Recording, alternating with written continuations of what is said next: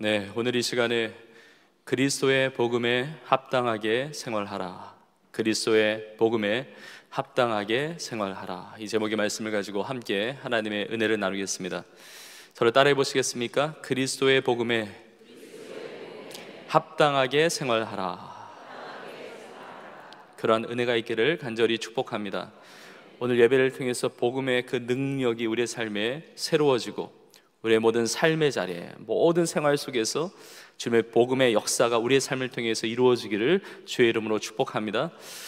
사도 바울이 로마의 감옥에 있는데 사도 바울은 빌립보 교회를 너무 사랑했습니다. 그리고 빌립보 교회 성도들을 너무 사랑했습니다. 교회를 사랑하고 성도를 사랑했고 그리고 영혼들을 너무 사랑했습니다. 그 사랑하는 빌립보 교회를 향해서, 빌립보 성도들을 향해서 이렇게 외치고 있는 것입니다. 오직 너희는 그리스도의 복음에 합당하게 생활하라. 저는 오늘 말씀 준비하면서 그렇게 기도했습니다. 하나님, 우리 세조항교회가 그런 교회가 되게 하시고 저와 모든 성도님들이 그런 성도로 하나님 앞에 서게 하여 주시옵소서. 교회를 향한 부르심이에요. 교회가 교회 되기 위해서, 성도가 성도 되기 위해서는 반드시 그리스도의 복음에 합당하게 생활해야 한다는 것입니다. 여기서 그리스도의 복음에 합당하게 생활한다고 그러는데, 생활한다는 이 표현이 폴리티오마이라고 하는 이 헬라어 단어인데, 이 폴리티오마이라는 이 단어에서부터 폴리틱스, 정치라는 단어나 폴리스, 경찰이라는 단어, 이런 단어들이 파생이 됐습니다. 그러니까 생활하라는 것은 그냥 일반적인 생활뿐만이 아니라 어떤 통치와 지배를 받는 생활을 이야기하는 것입니다. 빌립보 성도들은 그 당시에 로마의 지배를 받았습니다. 빌립보의 사람들은 로마 시민권을 가지고 그 빌립보 지역, 오늘날에 말하면 그리스의 한 그 지역이지만 당시에 마게도냐의 첫성 아니었습니까? 그 빌립보 지역은 로마의 지배를 받으면서 로마의 법을 따르고 로마 황제의 통치를 받았다는 것이죠. 근데 사도 바울을 통해서 하나님께서 말씀하시는 것입니다. 너희는 그리스도의 복음에 합당하게 생활하라. 너희가 로마의 법을 따르고 로마 황제의 통치를 받는 삶이지만 그러나 그리스도의 복음으로 지배를 받아야 된다는 거죠. 그리스도의 그 나라와 그 그리스도의 그 통치를 경험하면서 그리스도의 법을 따르면서 그 통제와 지배하에 살아가야 한다는 것입니다. 여러분, 우리도 마찬가지입니다. 우리가 이 시대에, 이 세상에, 우리 나라에, 내가 살아가는 그 지역, 나의 삶의 자리에서 살아가지만 이 세상을 따라가거나 이 세상의 통치, 그것을 뛰어넘는 그리스도의 복음의 지배를 받고 그리스도의 복음으로 말미암은 생활을 해야 한다는 것이죠. 로마서 12장 2절에 나와 있죠. 너희는 이 세대를 본받지 말라고. 하나님의 선하시고 기뻐하시고 온전하신 뜻이 무엇인지 분별하도록 하고 그 분별된 그 하나님의 뜻을 이루는 삶을 살아야 되지 않습니까? 그리스도의 복음에 합당하게 생활하라라고 하는 것은 복음에 합당하지 않은 생활도 있다는 거 아니에요? 여러분, 성도가 다 성도답게 사느냐? 그렇지 않습니다. 교회가 정말 하나님의 기쁨이 되는 그런 교회냐? 다 그렇지 않을 수 있습니다. 이 세상을 살아가지만 예수 그리스도의 복음으로 말미암아 완전히 변화된 삶. 여러분, 복음은 생명이기 때문에 살아가는 우리의 모든 삶에 다 영향을 줍니다. 그 복음은 능력이거든요. 그러니까 살아 역사는 능력이기 때문에 우리가 이렇게 함께 예배드리는 이 예배의 자리만이 아니라 우리의 삶에 살아가는 모든 순간, 가정에서든지 일터에서든지 지역사회에서든지 내가 살아가는 그 모든 자리에 모든 시간마다 복음은 역사하고 복음은 영향을 줄 수밖에 없는 것이거든요. 너희는 복음에 합당하게 생활하라라는 이 말씀을 가지고 정말 우리의 삶이 하나님 앞에 기쁨이 되고 또 복음에 맞는 그런 성도다운 삶, 그리고 교회다운 그런 교회로 우리 모두가 설 수 있기를 주님의 이름으로 축복합니다. 자, 그렇다면 그리스도의 복음에 합당한 생활이라는 것은 어떤 생활인가? 오늘 말씀을 통해서 두 가지를 함께 나누고자 합니다. 이 두 가지가 오늘 시간에 성령의 감동과 그 은혜로 우리 가운데 들어오게 되고 우리의 삶에 변화를 주는, 새롭게 하는 그런 능력의 말씀이 되기를 간절히 소망합니다. 그리스도의 복음에 합당한 생활, 첫 번째는 바로 복음의 신앙을 위해 협력하는 삶입니다. 절 따라해 보시겠습니까? 복음의 신앙을 위해 협력하는 삶. 사도 바울이 빌립보 교회와 빌립보 성도들에게 이렇게 나누고 있습니다. 오직 너희는 그리스도의 복음에 합당하게 생활하라. 그리고 무엇을 이야기하냐면 그 합당한 생활은 어떤 생활이냐? 너희가 한 마음으로 서서 한 뜻으로 복음의 신앙을 위하여 협력하는 것과, 오늘 본문의 첫 부분 27절에 그렇게 나와 있죠. 그러니까 한 마음 한 뜻으로 복음의 신앙을 위하여 협력해야 한다는 겁니다. 이 협력한다는 것은 공동체를 전제하는 겁니다. 여러분, 한 사람은 공동체라고 말하지 않습니다. 두 사람 이상이에요. 그러니까 교회를 너무 사랑하는 거예요, 바울이. 그리고 성도들을 너무 사랑하는 거예요. 그러면 협력해야 된다는 거죠. 하나 되어야 한다는 것입니다. 홀로 신앙생활은 복음에 합당한 생활이 아니라는 거예요. 물론 내가 개인적으로 예수를 믿고 구원받았습니다. 그러나 우리는 함께 해야 되는 거예요. 함께. 여러분, 당시에 바울의 시대 때 그 절대로 함께 할 수 없는 두 부류가 있었는데, 한 부류는 유대인이고요, 한 부류는 헬라인이에요, 이방인. 유대인과 헬라인은 하나 될 수가 없는데 복음으로 하나 됐다는 것입니다. 지난주에 바울의 그 고백도 나누었지만, 내가 복음을 부끄러워하지 아니하노니 이 복음은 모든 믿는 자에게 구원을 주시는 하나님의 능력이 됨이라. 먼저는 유대인에게요, 그 다음은 헬라인에게로다. 유대인과 헬라인, 유대인과 이방인이 하나가 될 수가 없는데 복음의 능력이 있어서 하나 됐다는 거예요. 그 복음의 능력은 뭐냐? 모든 믿는 자에게 구원을 주시는 하나님의 능력이거든요. 모든 믿는 자에게 구원을 주시는, 차별이 없는 복음의 능력으로 하나 되게 되었다는 것이죠. 여러분, 교회는 내가 원하는 사람만 다니지 않습니다. 어떤 한 부류의 특정한 부류의 사람들만 다니는 것이 교회가 아닙니다. 같은 고향의 출신, 같은 학교 출신, 같은 취미가 비슷하고 공통의 관심사가 있고, 여러분, 그런 것도 우리의 삶에 굉장히 끈끈한 어떤 연결고리가 되지만, 그러나 그것은 끝까지 가지 못합니다. 우리는 하늘로부터 쏟아 부어주시는 하나님의 전적인 은혜와 사랑으로 구원받은 성도들의 공동체를 이루고 있는 거예요. 그러니까 배경이 달라요, 환경이 달라요. 우리의 삶의 성격도 다릅니다. 나와 마음이 같은 사람도 있을 수 있고 다른 사람도 있을 수가 있어요. 그러나 상관없습니다. 복음은 하나 되게 하거든요. 복음은 협력하게 하는 것입니다. 2000년 전에 초대교회의 그 시대나 또 오늘날의 시대 가운데 성도들을 향한 이 시대의 강력한 유혹 중에 하나는 자기 원하는 대로 사는 겁니다. 신앙생활도 자기 편한 대로, 자기 하고 싶은 대로. 함께하는 건 부담스러워요. 함께하는 것은 때로는 나를 내려놓아야 합니다. 내가 희생해야 돼요. 포기할 것이 있거든요. 그러니까 힘든 거예요. 그러니까 함께하기 원하지 않는 겁니다. 부딪히는 누군가도 있을 수가 있어요. 나와 이렇게 생각이 다른 누군가가 있을 수가 있어요. 신앙의 성숙도가 다 다르니까. 근데 복음에 합당한 생활이라고 하는 것은 함께해야 한다는 겁니다. 협력해야 된다는 것이죠. 이게 너무 중요합니다. 그래서 초대교회를 향해서 하나님 주신 말씀 중에 이런 말씀이 있어요. 히브리서 10장 24절 이하에 이렇게 말씀하고 있습니다. 서로 돌아보아 사랑과 선행을 격려하며 모이기를 패하는 어떤 사람들의 습관과 같이 하지 말고 오직 권하여 그날이 가까움을 볼수록 더욱 그리하자. 그날이 가까움을 볼수록, 그날이라고 하는 것은 주님의 다시 오시는 날입니다. 이 세상의 끝날이에요. 주님이 다시 오시면 이 땅에서의 마지막 그때죠. 내가 이 세상을 떠나면, 주님 앞에 서면 그것도 내 인생의 끝날이잖아요.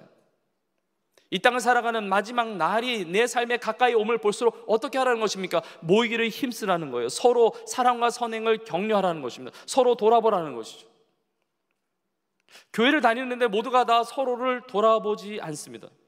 사랑과 선행을 꼭 격려하면서 사는 것은 아니에요. 서로 돌아볼 대상이 없을 수도 있어요. 나 혼자 신앙생활 하니까. 저는 우리 교회를 생각할 때, 우리 성도님들 생각할 때 이게 감사한 것입니다. 서로 협력하고 돕고 섬기고 나누고, 여러분, 이것이 복음에 합당한 생활이에요. 근데 어떤 분들은 서로 돌아볼 대상이 없어요. 사랑과 선행을 격려하지 못합니다. 여러분, 그러한 신앙은 굉장히 위험합니다. 그런 신앙은 뿌리가 얕아요. 그런 신앙은 흔들리기 쉽습니다. 그런 신앙은 잘하기가 어렵고 그런 신앙은 복음에 합당한 생활이라고 말을 할 수가 없습니다. 그래서 히브리서 3장 13절에도 이렇게 말씀하고 있습니다. 오직 오늘이라 일컫는 동안에 매일 피차 권면하여 너희 중에 누구든지 죄의 유혹으로 완고하게 되지 않도록 하라. 오직 오늘이라 일컫는 동안에 내일로 미루지 말라는 것입니다. 오늘이 중요한데 오늘이라 일컫는 동안에 피차 권면해야 돼요. 피차라고 하는 것은 내가 있고 누군가가 있는 거죠. 나 자신에게 스스로 권면하는 게 아니라 피차, 서로에게 권면할 수 있어야 돼요. 그래야 죄의 유혹으로 완고하게 되지 않는다는 것입니다.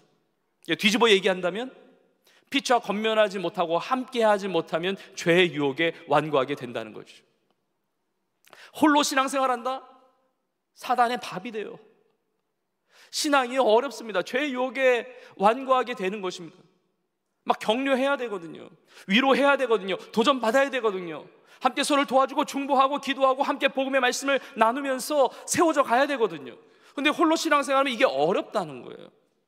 그래서 그 다음 구절 히브리서 3장 14절에 이렇게 말씀하고 있습니다. 우리가 시작할 때에 확신한 것을 끝까지 견고히 잡고 있으면 그리스도와 함께 참여한 자가 되리라. 우리가 시작할 때 확실한 것을 붙잡았습니다. 착한 일을 시작하신 분이 주님이세요. 시작할 때 우리가 은혜 받았었잖아요. 우리가 구원 받았잖아요. 그 감격이 있지 않습니까? 근데 내가 하나님의 은혜를 받는 건 너무 중요하지만 그것이 끝까지 가는 게 중요합니다. 과거에 은혜 받았는데, 과거에 정말 뜨겁게 주님 만났는데, 주님 나라를 위해서 헌신했는데, 그때는 그렇게 봉사했는데, 그렇게 희생했는데, 그렇게 주님 영광 위해서 내 삶을 드렸는데, 그게 과거의 일이 아니라 이게 끝까지 가는 게 중요하다는 거죠. 이게 끝까지 가려면 피차 권면해야 됩니다. 공동체 안에 있어야 돼요. 그것이 빌립보 교회를 향한 하나님의 메시지예요. 교회를 향한 하나님의 메시지예요. 너희가 교회를 사랑하고 교회를 돌보고 피차 권면하고 함께 복음의 신앙을 위해서 협력하라고 말씀하고 있는 것입니다. 여러분, 이것이 신앙의 지혜입니다. 함께 하는 것이. 성경에 보면 지혜에 관련된 말씀이 많은데 그 지혜서 중에 전도서가 있는데 전도서 4장 12절에 이렇게 말씀하고 있습니다. 한 사람이면 패하겠거니와 두 사람이면 맞설 수 있나니 세 겹줄은 쉽게 끊어지지 아니하느니라. 구역 안에서 함께하고 교구 안에서 함께하고 또 봉사 모임에서 함께하고 비전 캠퍼스에서 함께하고, 여러분, 우리 성도님들이 계신 것만으로 얼마나 큰 위로가 되는지 모릅니다. 구역 안에서 서로 위로해요. 힘든 일이 있을 때마다, 어려운 일이 있을 때마다, 죄의 유혹이 있을 때마다.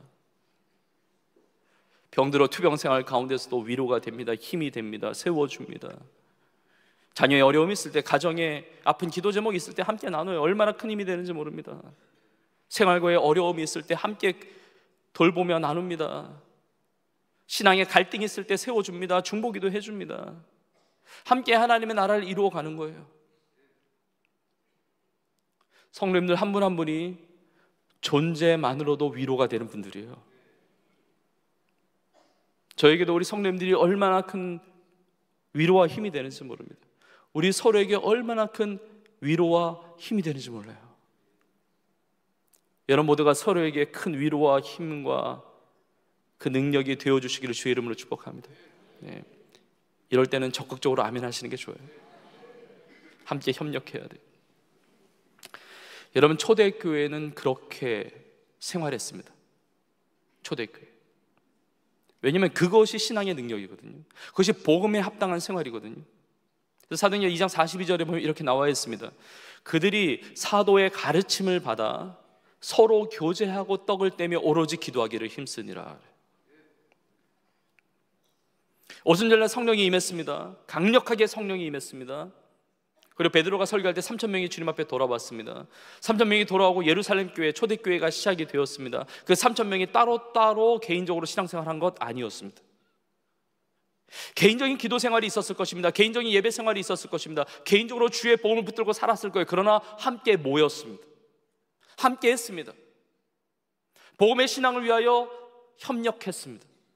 그래서 사도들의 가르침을 함께 받았습니다. 함께 훈련받고 함께 양육을 받고, 그리고 서로 교제하고 떡을 뗐어요. 성만찬도 함께 했습니다. 그리고 오로지 기도하기에 힘썼습니다. 개인적인 기도의 골방도 있었을 거예요. 그러나 합심으로 기도하지 않으면 개인의 골방은 불이 꺼지기 쉬워요. 예수님께서 말씀하셨습니다. 성령의 권능 받으면 예루살렘과 유대와 사마리아 땅까지 이뤄 내 증인이 될 것이다. 이 약속의 성령을 기다리라. 제 아들은 따로따로 기도하지 않았습니다. 개인적인 기도 너무 중요하지만 120명의 제자들이 마가의 다락방에 모여서 함께 기도했어요. 함께 기도했습니다. 함께 기도할 때 역사가 있는 것입니다. 함께 하나님의 은혜를 나눠야 돼요. 그냥 교회에 와서 나 혼자 신앙생활 하다가 편하게 나 편한 생활, 여러분 그런 거 아니에요. 그런 거 아니에요. 공동체에서 이탈하면 안 돼요. 신앙의 힘을 잃어버립니다. 힘을 잃어버려요. 우리 모두가 복음의 신앙을 위하여 아름답게 협력할 수 있기를 주의 이름으로 축복합니다. 먼저는 예배를 함께 드려야 돼요. 예배를. 여러분, 이렇게 오늘 주일날 이렇게 함께 예배 드리는 것은 놀라운 하나님의 은혜인 줄로 믿습니다. 여러분, 개인적인 예배가 살려면 함께 드리는 예배가 살아야 돼요. 난 뭐 개인적으로 예배 드릴 수 있다, 함께 그냥 혼자 기도할 수 있다. 아니요, 함께 드리는 예배가 무너지면 개인의 신앙도 무너지게 되어 있어요. 이렇게 주의를 지키면서 예배 드리는 것이 힘들 수도 있습니다. 어떤 분에게는 피곤할 수 있습니다. 어떤 분은 굉장히 좀 서먹서먹할 수 있습니다. 그러나 내가 주의를 지키지만 그러나 주일이 나를 지켜준다는 사실을 알아야 됩니다.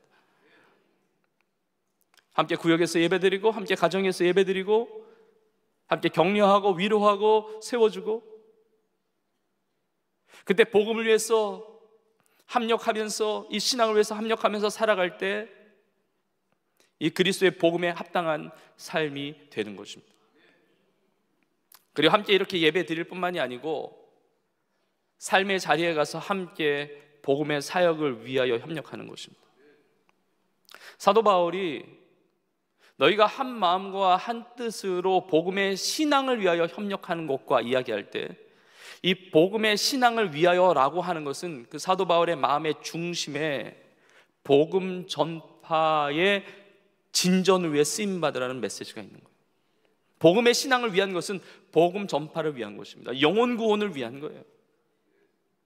영혼을 구원하는 이 선교적 사명에 함께 협력하라고 이야기하는 것입니다. 사도 바울은 감옥 안에 있지만 빌립보 성도들과 그 은혜를 나누면서 편지하면서 기도하면서 함께 협력하고 있어요. 내가 감옥 안에 있지만 홀로 지금 갇혀 있지만 그러나 모든 시위대 안과 바깥에 있는 모든 자들도 예수 그리스도의 복음을 전해 듣고 복음 전파의 진전이 된 것에 대해서 감사하고 감격하고 기뻐하고 있단 말이죠. 너희들도 복음 전파를 위해서 합력하라는 거예요.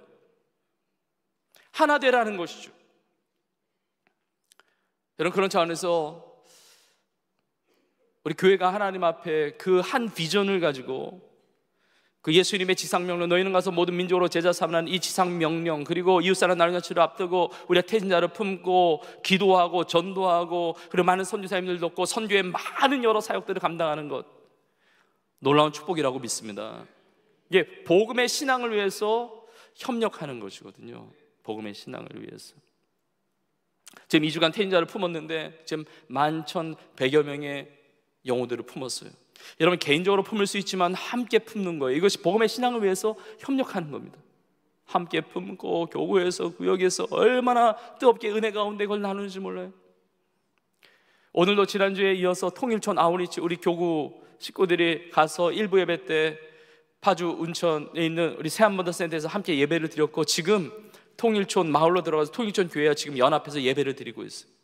협력해요. 중보기도 같이 하고 예배 때 특송 같이 하고, 그리고 함께 북녘 땅을 바라보면서 그 은혜를 나누고 비전을 나누고 또 앞으로 그 마을을 섬기고 동역하고, 이 복음의 신앙에서 협력하는 것, 이것이 복음에 합당한 생활이라는 것이죠. 우리 성도님들의 일터에 비전 캠퍼스들이 많이 개척이 되었습니다. 복음의 거점으로 많이 개척이 됐고, 그리고 개척을 앞두고 있는 많은 성도님들이 계세요. 제가 하여튼 시간을 최대한 내서 개척 예배를 계속 드리려고 합니다. 근데 어린이집, 또 유치원, 또 공부방 하시는 성도님들, 그 오는 아이들 공부도 가르쳐 주지만 기도하는 거예요. 그리고 그 부모들에게도 신앙을 나누고 간증을 하고 그 가정에 복음을 전하고 나누는 것, 정말 교구 식구들과 구역 식구들과 함께 복음으로 협력하는 것이죠. 식당을 하는 성도님, 거기에 오신 분들 장사도 하지만, 그러나 그들이 육신의 양식만 먹는 것이 아니라 영혼의 양식을 먹고 예수 그리스도를 믿고 구원받을 수 있도록 복음을 함께 전하는 것입니다. 정말 전도의 거점이 되고 영혼 구원의 이 사역의 거점으로 쓰임받는 거예요. 병원을 하시는 성도님들은 그 병원에 찾아오는 환자들 치료하지만 육신의 치료만이 아니라 그들을 위해서 기도해요. 영혼의 치유를 위하여 예수의 복음을 전합니다. 그 사랑을 나눕니다. 그리고 그 은혜를 나눕니다. 간증합니다. 교회로 초청합니다. 정말 예수의 복음 가운데 살아갈 수 있도록 구원의 소식을 전하는 거예요. 너무나 많은 간증들이 있습니다. 체육관을 운영하시는 성도님, 그 오는 회원들에게 그 건강에 그 모든 것들을 돕기도 하지만, 그러나 정말 그 영혼이 구원받을 수 있도록 은혜를 나눕니다. 간증합니다. 예수 그리스도의 말씀을 나눕니다. 복음을 전합니다. 놀랍게 협력하는 거예요. 이것이 복음의 신앙을 위해서 협력하는 것, 이것이 복음에 합당한 생활이라는 것입니다. 얼마 전에 우리 교회 한 권사님이 그 지역의 노인정 회장이 되셨다고 그래요. 노인정도 회장이 있으시더라고요. 근데 회장이 됐는데 우리 권사님이 비전 선교사니까 그냥 사명이 분명한 거야. 그 사명 선언, 미션 스테이트먼트가 분명해. 뭐냐? 노인정의 복음화. 그러니까 회장으로서 일만이 아니라 노인정의 복음화를 위해서 힘쓰는 거예요. 기도하면서 오시는 어르신들을 섬기는데 개인적으로 혼자 못하잖아요. 그러니까 교구 식구들이 함께 연합해가지고, 또 교구에는 발사랑 전도팀하고 해가지고 어르신들 발 이렇게 주무르면서 정말 복음을 같이 전하는 거죠. 몸도 이렇게 풀어드리지만 그 마음을 열게 하고 대화를 하고 복음을 전하고 예수를 믿게 하고, 하여튼 발을 붙잡으면 도망가지 못합니다. 그리고 복음을 전하고 사랑을 실천하고, 놀라운 역사가 있는 거예요. 연합해서 하는 겁니다. 교회마다 붕어빵 전도도 마찬가지예요. 거리 전도도 마찬가지만, 다 이번에 교회마다 구역마다 함께 연합해서 기도하면서 어떻게 대신자들에게 복음을 전할까, 전도 대상자들에게 무슨 선물할까, 선물도 정하고 선물도 포장하고, 이게 협력하는 거거든요. 무슨 요일에 무슨 시간에 어디서 모여서 거리 전도를 하고 거점 전도를 하고, 어떻게 예수의 사랑을 실천할까, 취약계층은 어떻게 도울까, 믿지 않는 영혼들 어떻게 다가갈까, 어떻게 이번 기회에 예수님 믿도록 정말 도움이 될 수 있을까, 이걸 고민하고 나누고 복음을 전하는 삶, 복음의 신앙을 위해서 협력하는 것입니다. 하나님이 기뻐하시는 것입니다. 가치 있고 아름답고 하나님 앞에 영광이 되는 복음에 합당한 생활이라는 것이죠. 우리 함께 협력해서 선교사님들을 돕습니다. 우리 함께 협력해서 산불 피해 입은 분들도 우리가 돕습니다. 우리 함께 협력해서 정말 지역사회 어려운 분들도 돕습니다. 무엇보다 생명의 복음을 전합니다. 우리 교회를 통해서 너무나 많은 다양한 사역들이 지금 이루어지고 있는데, 우리 성도님들의 협력과 성도님들의 기도와 성도님들의 그 수고를 통해서 이루어지는 거예요. 우리는 끝까지 한 마음과 한 뜻으로 주님 영광 위하여 복음의 그 사역을 위하여 협력할 수 있기를 주의 이름으로 축복합니다. 사단은 나눠버립니다. 사단, 마귀는 디아블로스라고 하는 이 표현이 있죠. 사단, 마귀는 게 나누는 자예요. 그러니까 개인 욕심 따라 사니까 하나 될 수가 없습니다. 협력하지 않습니다. 나눠요. 서로를 대적하고 비난하고 비방하고 갈등하게 만들고, 그리고 함께 있지 못하게 만들고, 이게 사단의 일이란 말이에요. 복음은 하나 되게 하는 거죠. 협력하게 하는 것입니다. 여러분, 신앙생활하고 교회 다니시는데 홀로 신앙생활 하신 분이 계시다고 한다면 빨리 공동체 안으로 들어오셔서 협력할 수 있는 은혜가 있기를 주의 이름으로 축복합니다. 그것이 신앙의 지혜예요. 이제 복음에 합당한 생활이라는 것이죠. 저희 온 교회는 우리의 삶은 뜨겁게 하나님 앞에 합력해서 예배하고 함께 말씀으로 양육하고, 우리 비전 선교사님들도 성도님의 삶을 돌봐요. 신방합니다. 중보기도 합니다. 세상에 나와서 복음을 전합니다. 우리 모든 비전 선교사님들 복음의 그 신앙을 위하여 함께 귀하게 협력할 수 있기를 간절히 축복합니다. 그리고 우리 모든 성도님들 다 마찬가지예요. 나의 모든 삶을 통하여 합력하여 하나님의 복음에서 쓰임받는 것, 이런 귀한 아름다운 복음에 합당한 삶을 살아가는 우리 모두가 될 수 있기를 주의 이름으로 축복합니다. 복음에 합당한, 그리스도의 복음에 합당한 생활이라고 하는 것은 두 번째로 한 가지를 더 나누는데, 두 번째로 주님을 위한 고난에 동참하는 삶입니다. 여러분, 이렇게 복음을 위해서 살아갈 때 우리가 함께 협력해서 예배하고 또 예배 없는 곳에 예배를 세우고 복음을 나누면서 복음을 위해서 협력할 때 고난이 따라오게 됩니다. 여러분, 우리는 고난을 싫어합니다. 웬만하면 고난을 피하고자 해요. 근데 예수님을 믿으면서 고난이 없을 수 있는가? 고난이 있을 수밖에 없어요. 왜냐하면 예수님께서도 십자가의 고난을 받으셨고, 예수님을 따르는 모든 제자들, 우리 모두에게도 예수님이 맡겨주신 나에 맞는 그 십자가를 지고 주님을 따라가는 것이거든요. 성경에 보면 무릇 경건하게 살고자 하는 자는 핍박을 받으리라, 박해를 받으리라 그랬습니다. 이 세상이 너무 어두워요. 이 세상이 너무 악합니다. 그래서 예수 그리스도의 복음을 붙들고 예배하며 살고 그 신앙 믿음으로 살고, 그리고 무엇보다 복음의 전파의 그 진전을 위해서 협력하며 살아가려고 할 때 어려움들이 있을 수 있단 말이죠. 또 오늘 본문의 28절도 이렇게 이야기하고 있습니다. 무슨 일에든지 대적하는 자들 때문에 두려워하지 아니하는 이 일을 듣기 원하노라 라고 이야기해요. 그러니까 이렇게 복음의 신앙을 위하여 협력할 때 대적하는 자들이 있는데 두려워하지 말라는 거예요. 왜냐하면 그들에게는 멸망의 증거이지만 너희에게는 구원의 증거라는 것입니다. 우리가 담대하게, 대적이 있지만 그러나 담대하게 복음을 전파하는 것은 내가 구원받았다는 증거예요. 이게 복음이 살아 역사하는 거거든요. 근데 이 살아있는 복음을 전하고 있는 걸 대적하고 있다? 그럼 멸망길 가는 거죠. 하나님의 심판을 받아 멸망을 받게 되어 있는 것입니다.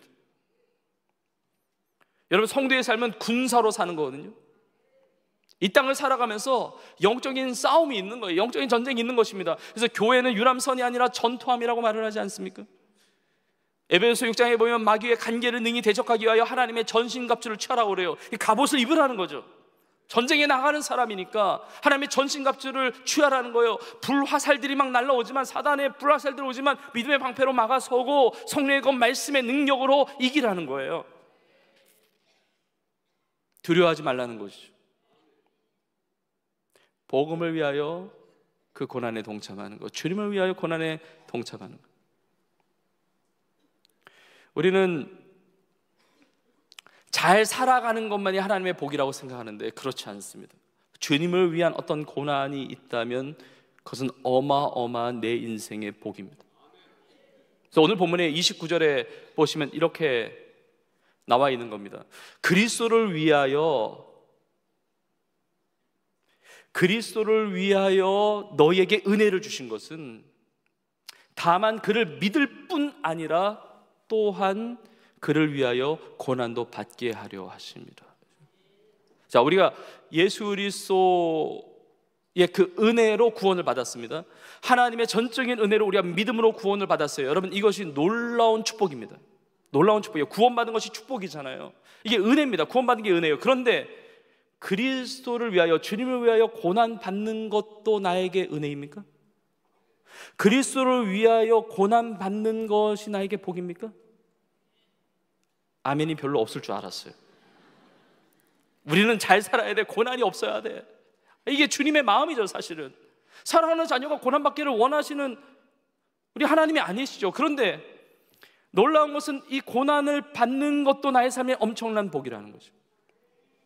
여러분, 초대교회 성도들, 초대교회 사도들은 복음을 전할 때 어려움을 많이 겪었습니다.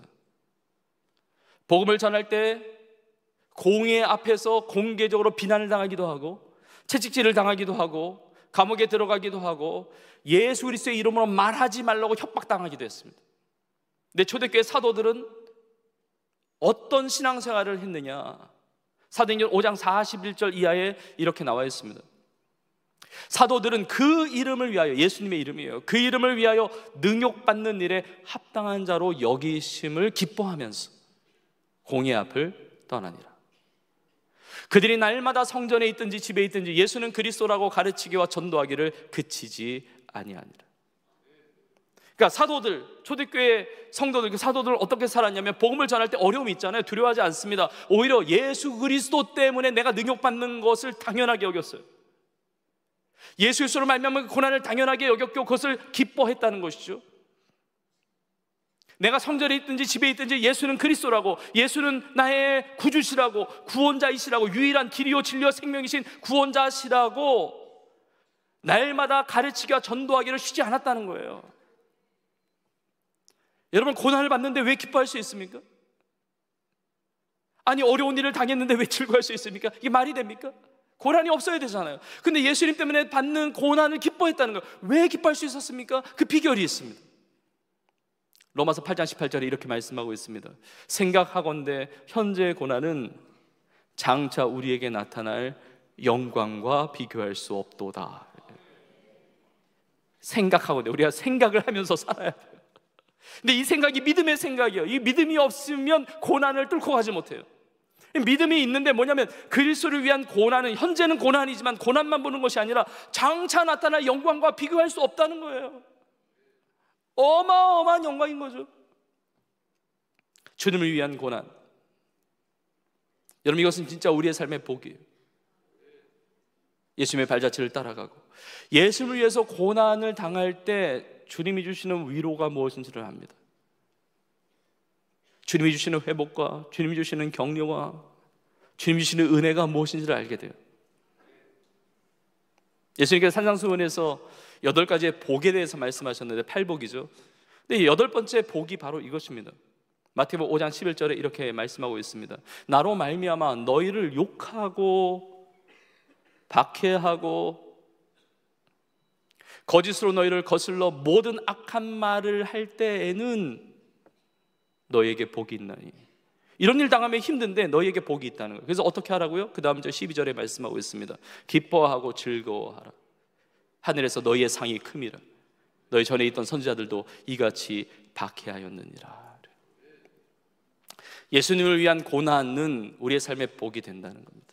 반드시 그 고난 자체로 끝나지 않고 하나님이 기억하시는 놀라운 상급으로 하나님께서 역사해 주신다는 거예요. 여러분, 모든 믿음의 사람, 이 복음의 능력을 경험했던 사람은 두려워하지 않고 담대하게 복음의 신앙을 위해서 협력하고 복음에 합당한 삶, 그 복음을 능력에 전파하는 삶을 살아갔습니다. 여러분, 베드로도 마찬가지예요. 베드로도 복음 전하다가 많은 고난을 당했거든요. 근데 베드로는 이 고난의 신비를 알고 있는 겁니다. 그래서 베드로 사도의 고백이에요. 베드로 전서 4장 14절에 이렇게 고백합니다. 너희가 그리스도의 이름으로 치욕을 당하면 복 있는 자로다. 영광의 영, 곧 하나님의 영이 너희 위에 계십니다. 영광의 영, 하나님의 영, 성령이죠. 성령께서 함께 하신다는 증거. 어려운 일을 가도, 좁은 일을 가도, 환난과 고통과 그런 고난이 있다 할지라도 예수의 복음을 위해서 살아가는 거예요. 예수 그리스도 때문에 내가 치욕을 당해도 그게 복인 거예요. 그래서 그 다음에 보면 베드로전서 4장 16절에도 이렇게 나와 있습니다. 만일 그리스도인으로 고난을 받으면 부끄러워하지 말고 도리어 그 이름으로 하나님께 영광을 돌리라. 우리가 교회력으로 보면 사순절 기간을 보내고 있습니다. 이제 다음 주일이면 종료 주일이고, 그리고 그 다음 주는 이제 부활주일을 맞이하게 됩니다. 주님께서 나를 구원하기 위해서 십자가에 피 흘려 죽으셨습니다. 많은 고난을 받으셨습니다. 사도 바울은 고백합니다. 예수 그리스도의 남은 고난을 내 육체에 채우겠다고. 여러분, 내가 세상을 살아가면서 어려운 일을 많이 만납니다. 그리고 세상은 정말 고생길이에요. 삶을 살아가는데 어려운 일들이 많습니다. 그러나 그 고난이 주님을 위한 고난이라고 한다면 그것이 복음에 합당한 삶일 뿐만 아니라 그것이 내 삶의 놀라운 복이 될 줄로 믿습니다. 때로는 이렇게 사역을 하다가, 목회를 하다가 어려운 일을 당할 수가 있습니다. 제자 훈련을 하고, 그리고 선교 사역을 감당하고, 이렇게 설교를 준비하고 설교를 나누고, 그리고 많은 사역을 감당할 때 때로는 정말 감당하기 어려운 어려움들, 기도 제목들, 그리고 낭망해야 하는 그런 것들이 끊임없이 파도같이 밀려올 수 있습니다. 근데 어려운 일을 당하고 힘든 일을 만났을 때 어떻게 버틸 수 있느냐, 그걸 어떻게 견딜 수 있느냐, 어떻게 그것을 이길 수가 있느냐. 바로 내가 힘들지만, 어렵지만, 고통스럽지만 내가 하고 있는 일이 주님을 위한 일이거든요. 그러니까 견딜 수가 있어요. 여러분, 세상을 살아가는데 고생은 고생대로 했는데 주님과 아무 관계없는 일이라고 한다면 그거 어떻게 견딥니까? 세상 사는 게 힘들잖아요. 고통스럽잖아요. 어떤 분은 막 죽을 맛처럼 정말 세상을 살아간단 말이에요. 무거운 짐을 지고 너무 힘들어. 근데 그것이 주님과 아무 관계가 없다. 여러분 어떻게 버팁니까? 아무 의미가 없고 아무 열매가 없고 남는 것이 없는데, 그 고생은 고생대로 다 하고, 그 고난은 고난대로 다 받고, 그 아픔은 아픈 대로 다 겪고, 이게 주님과 관계없는 일이라고 한다면 그걸 어떻게 견디냔 말이에요. 그걸 어떻게 버팁니까? 그걸 어떻게 이기고 승리합니까? 불가능하잖아요. 그래서 신앙의 너무 중요한 비결은 무엇이냐면, 내가 하는 모든 일을 주님을 위한 일로 바꾸는 거예요. 여러분, 이게 진짜 복입니다. 이게 진짜 복이에요. 이게 신앙의 지혜예요. 내가 하는 모든 일들이 주님을 위한 일이 되도록, 내가 당하는 고난이 있다고 한다면 주님을 위한 고난으로 전환시킬 때 이 모든 것들이 내 삶의 영원한 영광이 되는 것입니다. 복이 되는 것입니다. 주님을 위한 고난에 참여하는 것이죠. 여러분, 주님을 위한 일이 무엇인지를 여러분 제한하지 마세요. 내 모든 삶의 자리가 주님을 위한 일이 될 수가 있어요. 어떤 분은 가정일이 버거울 수도 있습니다. 밥하고 빨래하고 청소하고 힘들 수 있어요. 벌써부터 이것 때문에 스트레스 받으신 분이 계실 수 있어요. 여러분, 그런데 그것이 주님을 위한 일이다. 그럼 가치가 다른 것입니다.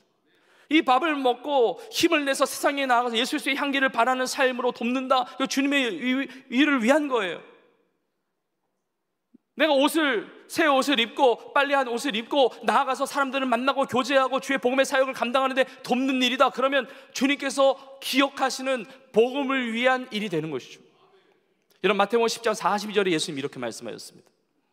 또 누구든지 제자의 이름으로 이 작은 자 중 하나에게 냉수 한 그릇이라도 주는 자는 내가 진실로 너에게 이르노니 그 사람이 결단코 상을 잃지 아니하리라 하시니라. 여러분, 냉수 한 그릇 대접하는 것은 큰 희생은 아닐 수 있습니다. 큰 섬김은 아닐 수 있습니다. 내가 마시고 싶은 것 그냥 대접하는 것, 나를 내려놓고 포기하는 그런 것은 아닐 수 있어요. 내가 그걸 대접한 걸 나도 잊을 수가 있고, 그걸 대접받은 사람도 그걸 다 지나칠 수 있고, 그냥 잊어버릴 수도 있는 거거든요. 근데 이제 중요한 것이 있습니다. 키포인트는 뭐냐면은 제자의 이름으로예요. 그냥 냉수 한 그릇 대접하는 것은 아무 의미가 없고 그냥 지나가는 것일 수 있습니다. 그냥 추억에 그치는 것으로 남을 수 있어요. 그런데 제자의 이름, 누구의 제자입니까? 예수 그리스도의 제자예요. 제자의 이름으로, 주님이 아니면 내가 이렇게 안 했을 텐데, 주님의 기쁨 되기 위하여, 주님의 발자취를 따라서 주님을 닮기 위하여, 주님의 뜻이기 때문에, 주님께서 기뻐하시는 것이기 때문에 내가 대접했다, 예수 그리스도의 제자의 이름으로 했다라고 한다면 결단코 상을 잃어버리지 않는다는 것이죠. 내 모든 삶에 엄청난 고난들이 있지만 그것이 제자의 이름으로, 예수님의 이름으로 하는 거예요. 주님을 위한 것으로 만드는 것입니다. 어떤 분들은 직장 나가는데 외로워하시는 분이 있어요. 이 직장을 눈 떴으니까 가야 되고, 그냥 왜 가야 되는지 막 갈등하고 고민하는 분들이 혹 있다고 한다면 그것이 제자 이름으로 가는 거예요. 주님을 위한 것으로 감당하는 것이죠. 여기에 믿지 않는 사람이 다 대다수일지라 할지라도 여기로 보내신 분이 주님이시니까 여기서 중보하고 기도하고 내가 할 역할을 할 뿐만이 아니라 그리스도의 향기를 증거하고 예수의 복음을 전하고 여기서 만나는 자들을 위해서 기도하고, 이것을 주님을 위한 일로 만들 때 복음에 합당한 삶이고, 복음을 위해서 협력하는 삶이고, 그리고 하나님께서 영광 받으시고 하나님께서 상급으로 채워주시는 축복의 삶이 되는 줄로 믿습니다. 다 마찬가지예요. 자녀를 키우는 거 마찬가지예요. 힘든 일이죠. 사업하는 거 마찬가지입니다. 비즈니스 하는 거 마찬가지예요. 그 모든 일이 나의 일과 주님의 일이 따로따로 있는 것이 아니라 그 모든 것이 주님의 일이 될 때, 주님을 위하여 그 고난에 동참할 때 그건 다 남는 일이란 말이죠. 가치 있는 일입니다. 그 고난은 고난으로 절대로 끝나지 않는 것입니다. 우리 모두가 이러한 고난에 함께 동참하는 이러한 은혜, 이러한 삶을 살아갈 수 있기를 주의 이름으로 축복합니다. 우리는 선교하면 고난만 받는다고 생각할 수 있습니다. 그런데 선교하다가, 우리 선교사님들도 마찬가지죠. 선교하다가 병을 얻기도 하고, 선교사님들이 선교하다가 대수술을 받기도 합니다. 사도 바울이 그랬거든요. 선교하다가 파선하고 선교하다가 죽을 고비를 여러 번 넘겼습니다. 우리가 복음을 전하다 보면, 신앙생활을 하다 보면, 신앙을 위해서 협력하다 보면은 그 선교하다가 복음 전하다가 억울한 일을 당하기도 합니다. 복음을 전하다가 잠을 못 잘 일도 있어요. 신앙생활 열심히 하다 보면 굶어야 될 일도 있습니다. 초대교회 성도들은 카타콤의 지하 공간에 들어가서 그런 어려운 신앙생활을 하기도 했습니다. 어떤 분은 선교하다가 순교하기도 합니다. 초대교회 많은 성도들, 교회 역사 가운데 오늘날도 마찬가지입니다. 선교하다가 사자들의 밥이 되고, 선교하다가 화형당하고, 선교하다가 십자가에 못 박혀 죽고. 여러분, 그러나 복음의 역사는 그 핍박과 박해 가운데서도 그걸 뛰어넘는 하나님의 능력을 가지고 복음을 전파할 때 우리에게도 그 복음이 오게 된 줄로 믿습니다. 여러분, 선교는 축복이고 고난도 축복이에요. 왜냐하면 고난이 그냥 고난이 아니라 주님을 위한 고난이기 때문에. 주님을 위한 고난이기 때문에. 우리가 이 고난에 함께 동참한다면 하나님의 놀라운 영광이 나타나는 것입니다. 저는 우리 교회 통해서 함께 희생하고 섬기고 수고하고, 그러나 그 모든 것들이 하나님 앞에 영광이 되고 큰 상급을 받는 우리 모두가 될 수 있기를 주님의 이름으로 축복합니다. 오늘 본문 마지막 절 20절에 이렇게 나와 있어요. 너희가 그와 같은 싸움을 한다는 거예요. 너희가 내 안에서 본 바요 내 안에서 듣는 바니라 그래요. 빌립보 성도들에게도 이와 같은 싸움이 있다는 거죠. 바울도 이렇게 싸웠고 빌립보 성도들도 이렇게 싸웠어요. 모든 성도들도 그렇게 싸워가는 것입니다. 이 땅에 수많은 고난이 있지만 그럼에도 불구하고 담대하게 복음을 전하는 것입니다. 그 믿음을 가지고 승리하는 거예요. 우리는 끝까지 복음 가운데 협력하고 내 모든 삶을 통하여 예수 그리스도의 고난에 동참하고, 그 고난이지만 하나님께서 영광으로 바꿔주시는, 상급으로 바꿔주시는 놀라운 은혜를 마음껏 누리며 승리하는 우리 모두가 될 수 있기를 주님의 이름으로 축복합니다. 오늘 말씀을 마무리하면서 사도 바울의 평생의 고백이죠. 디모데후서 4장 7절 이렇게 나와 있습니다. 우리 같이 읽겠습니다. 시작. 나는 선한 싸움을 싸우고 나의 달려갈 길을 마치고 믿음을 지켰으니. 아멘. 여러분, 이 고백이 우리 모두의 고백되기를 주의 이름으로 축복합니다. 선한 싸움을 싸우고 달려갈 길을 마치고 믿음을 지켰다. 믿음을 지켰다. 그리스도의 복음에 합당한 삶. 우리 함께 예배하고 복음의 신앙을 위하여 협력하고 복음 전파할 때 두려워하지 말고 담대하게 예수의 복음 그리고 그 고난에 동참하면서 하나님의 영광을 위해서 주님 주신 놀라운 비전과 사명을 아름답게 이루어가는 승리하는 온 교회, 우리 사랑하는 모든 성도님들 다 될 수 있기를 주님의 이름으로 축원합니다. 오늘 주신 말씀을 붙들고 함께 고백하며 찬양하겠습니다. 우리에게 한 가지 소원이 있습니다. 예수의 십자가 사랑 붙들고 교회가 교회되게 하시고, 그리고 예배가 예배되게 하시고, 그리고 성도가 성도되게 사용하소서. 성령 안에 예배하리라. 성령 안에 예배하리라. 자유의 마음으로 사랑으로 사역하리라. 교회는 생명이니, 교회는 생명이니. 다시 한번